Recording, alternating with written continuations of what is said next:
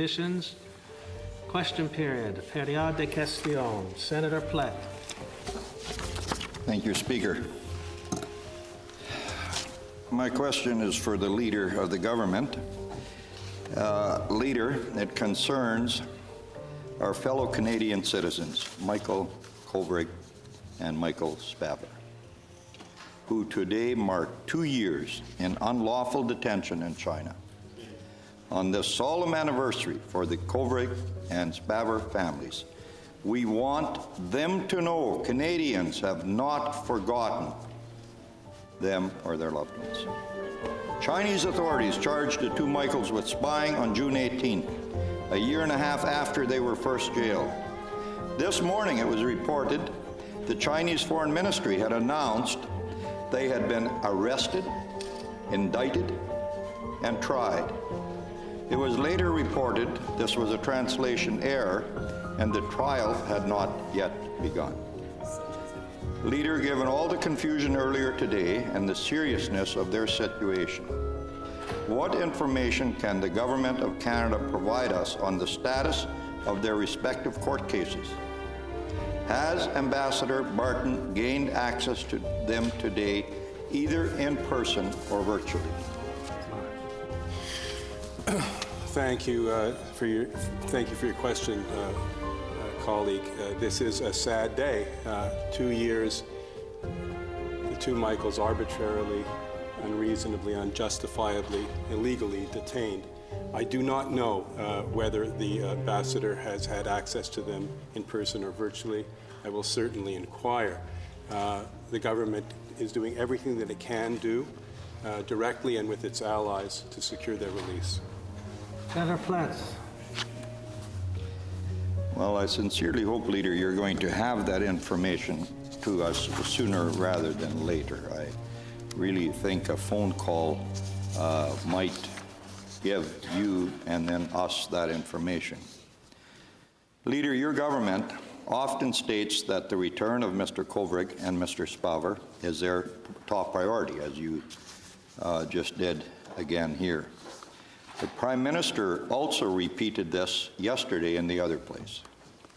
Yet, I couldn't help but notice that the Prime Minister issued a statement this morning in recognition of Human Rights Day today, and he made no mention of the gross human rights violations of the two Michaels that they have endured while illegally in jail in China for the past 2 years.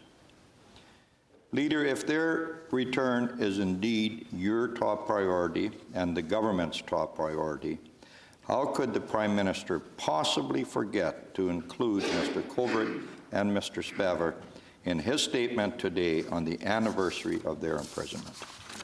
Senator Gold. Thank you for your question. Honourable colleague, one should not assume that because a decision is made and choice of words are used or not used in public statements, that work is not being done in other quarters, work that is often more effectively done in other ways to secure their release. It does remain the priority of this government to secure their release, and the government is using every avenue possible to secure their release. Senator Housakis. Thank you, Mr. Speaker. My question is for the government leader in the Senate, Senator Gold. On Tuesday, the Washington Post reported that in 2018, Huawei worked with a Chinese artificial intelligence firm to test the facial recognition software that could be used to detect Uyghur Muslims and send so-called Uyghur alerts to government authorities. This information was contained in an internal Huawei document, and both companies involved, Senator Gold, have acknowledged that the document exists, which has since been pulled from Huawei's site, and it is real. Senator Gold, your leader has put out a lengthy statement today in honor of International Human Rights Day, which is appropriate, but it's a statement that makes absolutely no mention whatsoever of the Uyghur Muslims and their treatment by the Chinese regime. Senator Gold, why does your leader, your government, not seem to care about the human rights violations against Muslim Chinese people? And the truth of the matter is, I say they don't care because we've seen no action for a number of months. And what bearing does this obvious human rights violation have on your government's never-ending security review of Huawei's participation in Canada's 5G network? Gold. Senator Housakis, thank you for your question. But once again, I have to take issue respectfully with your characterization.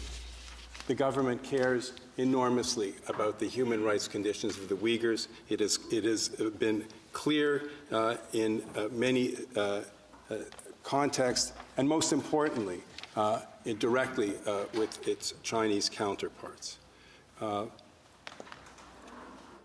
Again, colleagues, it is facile and perhaps expedient to present these issues in black and white terms, to assume that the measure of a government's engagement on such serious, complex issues with its allies and through all channels can be captured in whether or not there is a ringing denunciation in a particular press release.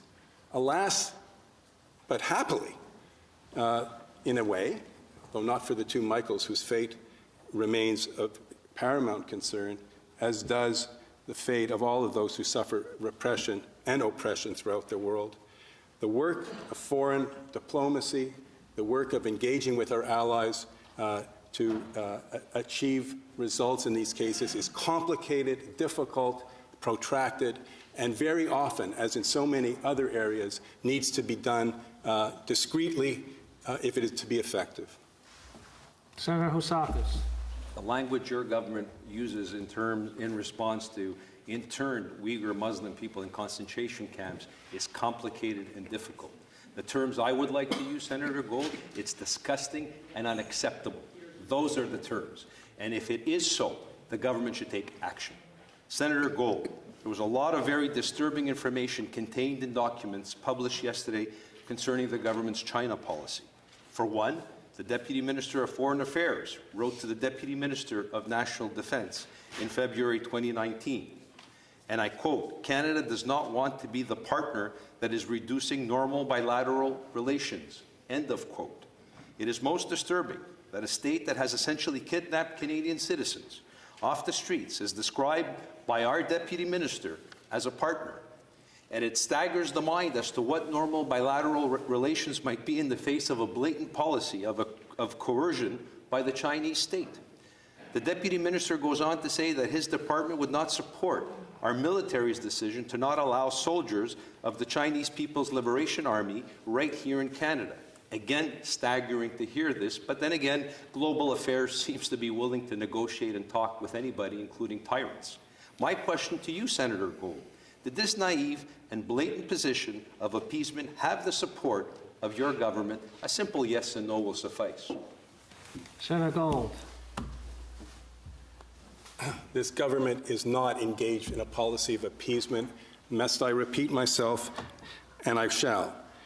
This government has called out China to end its repression of the Uyghurs. It has raised this issue directly with Chinese officials, more recently with the UN High Commissioner for Human Rights, along with 39 other countries at the UN expressed its views. This country, our country, remains deeply committed to the well-being of the Uyghur minority, and it is false and misleading to use terms like appeasement to characterize the efforts of this government in that regard. And, Senator, may I also suggest that you mischaracterized or misunderstood what I was trying to say. This is not a question of the words that we use publicly.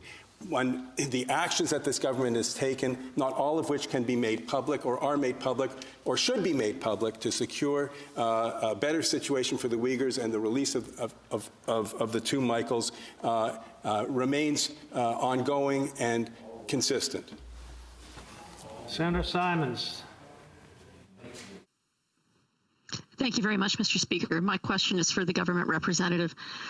Nav Canada, the private monopoly that's responsible for Canada's air traffic control system, is facing catastrophic financial shortfalls due to the impact of COVID-19 on its usual revenues. And as a result, Nav Canada is now carrying out service reviews at 6 Canadian airports: Windsor, Sault Ste. Marie, Regina, Fort McMurray, Prince George, and Whitehorse, which could lead to the closure of air traffic control towers at all or some of those airports. With the understanding that Nav Canada is a private company, can you tell us what steps your government is taking to ensure the safety and sustainability of the Whitehorse, Prince George, Fort McMurray, Regina, Sault Ste. Marie, and Windsor airports? Senator Gold. Thank you for your question and for raising the very, very challenging and disturbing circumstances under which not only regional airports but the airline industries generally face.